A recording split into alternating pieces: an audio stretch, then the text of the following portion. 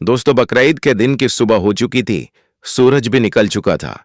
आज के दिन की सुबह जोया को कुछ ज्यादा ही अच्छी लग रही थी।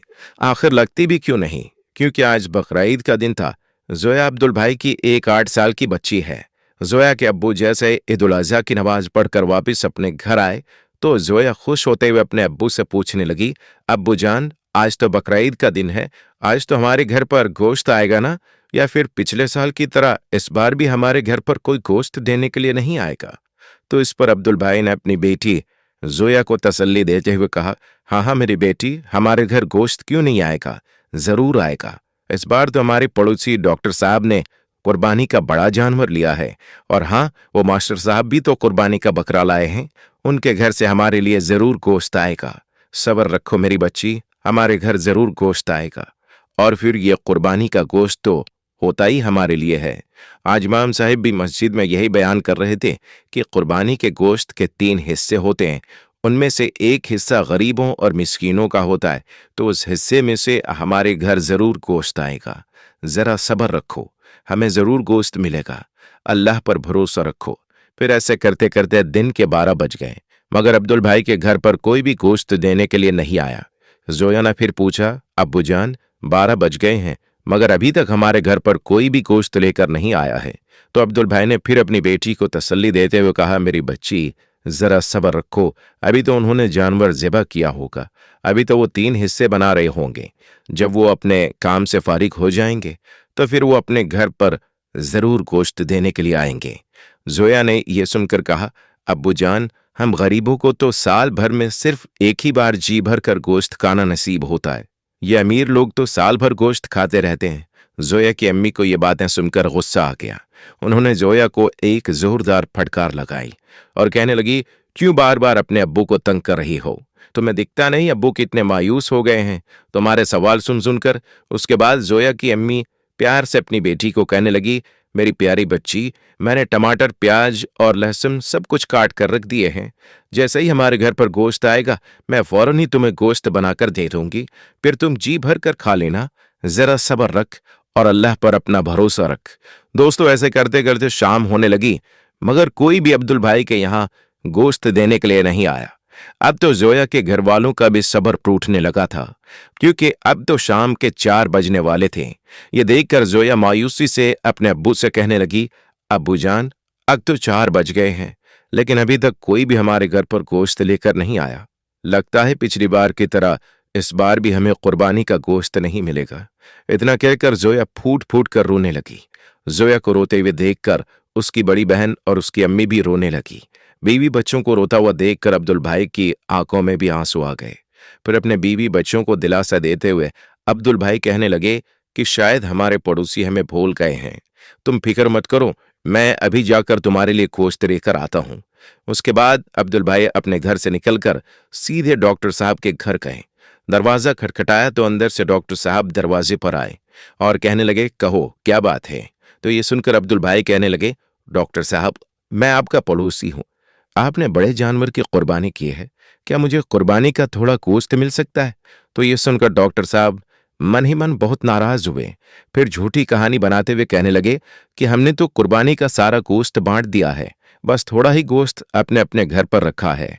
ये कहते हुए डॉक्टर साहब ने दरवाजा बंद किया और घर के अंदर चले गए।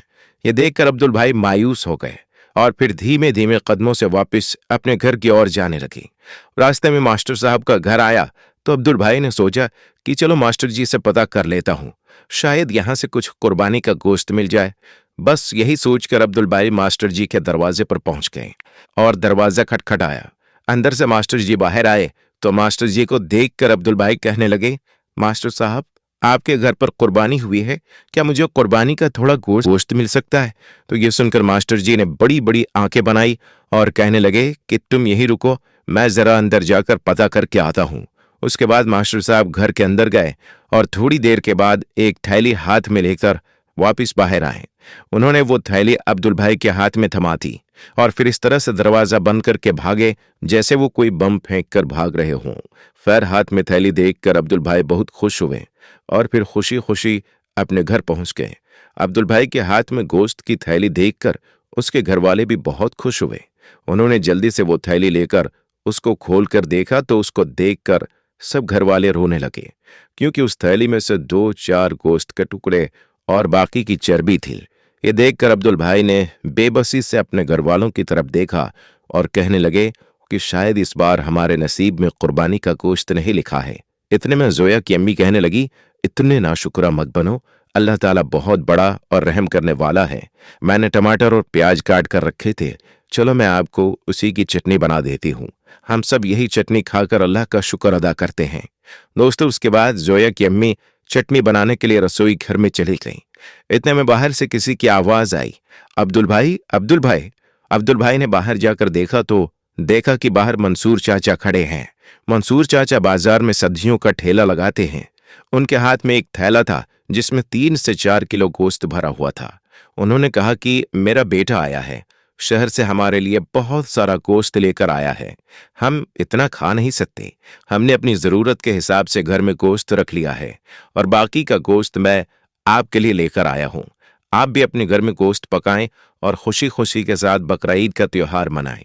इतना सारा गोश्त देखकर अब्दुल भाई के घर में खुशी लौट आई और सबने मंसूर चाचा को बहुत दुआएं दी और अल्लाह का शुक्र अदा किया। उसके बाद जोया की अम्मी ने जल्दी जल्दी गोश्त पकाया और अपने बच्चों को पेट भरकर गोश्त खिलाया। उसके बाद अब्दुल भाई के सब घर वालों ने कुर्बानी का गोश्त खाकर अल्लाह ताला का लाख लाख शुक्र अदा किया। अब दोस्तों, इधर आप अल्लाह की शान देखिए। उसी शाम को एक जोरदार तूफान आ गया। उस तूफान की वजह से शहर की सारी लाइट अस्त व्यस्त हो गई। जगह जगह पर बिजली के खंभे गिर गए, कई जगह पर बिजली के तार टूट गए। इस वजह से फिर अब्दुल भाई के शहर में 2 दिनों तक लाइट नहीं आई। उसके बाद अगले दिन अब्दुल भाई ने देखा कि डॉक्टर साहब और मास्टर साहब कुर्बानी का सारा गोश्त घर से बाहर फेंक रहे हैं, क्योंकि बिजली ना होने की वजह से उनके फ्रिज वगैरह सब कुछ बंद हो गए थे। इस वजह से उनका रखा हुआ सारा गोश्त खराब हो चुका था। अब कुत्ते उस गोश्त पर झपट्टा मार रहे थे। ये देखकर जोया ने कहा, अब्बू जान, क्या कुर्बानी का गोश्त कुत्तों को खाने के लिए भी होता है? तो ये सुनकर डॉक्टर साहब और मास्टर साहब की आंखें शर्म से झुक गई। दोस्तों, याद रखें, कुर्बानी अल्लाह की रजा के लिए की जाती है, ना कि गोश्त खाने की नीयत से। कुर्बानी के गोश्त के 3 हिस्से होते हैं। इनमें से पहला हिस्सा आप गरीबों और मिस्कीनों में बांटें, दूसरा हिस्सा आप अपने रिश्तेदारों और पहचान वालों में बांटें और तीसरा हिस्सा आप अपने घर में खुद के लिए रखें। इसलिए आप जब भी कुर्बानी करें तो गोश्त का पहला हिस्सा गरीबों और मिस्कीनों में जरूर बांटें। अगर आपके घर में कुर्बानी का गोश्त ज्यादा हो गया है तो उसको फ्रिजों में भर भर कर जमा ना करें, बल्कि उसको आप गरीबों और जरूरतमंदों में बांट दें। आपको गरीबों की दुआएं मिलेंगी। अगर किसी गरीब घर के बच्चे कुर्बानी का गोश्त खाएंगे तो आपको सवाब भी मिलेगा। इसलिए इस बार आप कोशिश करें कि इस बार आप ज्यादा से ज्यादा गरीब लोगों तक कुर्बानी का गोश्त पहुंचाएंगे। दोस्तों, ये कोई कहानी या किस्सा नहीं है, बल्कि ये आज की हकीकत है। आज हमारे मुआशरे में कुछ रीति रिवाजों के चलते हमारे आसपास में न जाने कितने ही ऐसे गरीब घर हैं जो कुर्बानी के गोश्त से महरूम रह जाते हैं। न जाने कितनी ही ऐसी माएँ हैं जिनकी आंखें बकरा ईद के दिन आंसुओं से तर हो जाती हैं।